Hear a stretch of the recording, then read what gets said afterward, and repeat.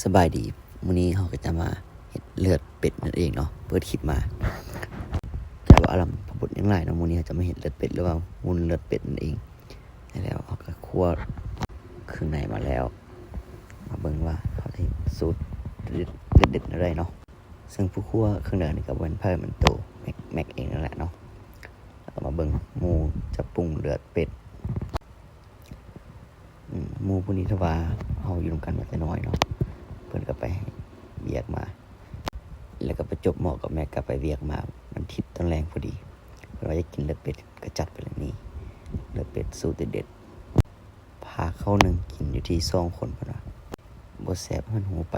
แล้วก็น้ำใส่ใจจริงเนาะน้ำสีทองฟองสีขาวเบียร์ลาวเบียร์คนจริงใจซ่านสวบเข้าไปมีแห้งเพิ่นว่าแล้วก็มาฮอดตอนที่สวบเลือดเป็ดมมปาคักสุดๆปานผิดพอบเลยในคลิปนี้ก็ฝากไว้สำนี้เนาะบ๊ายบาย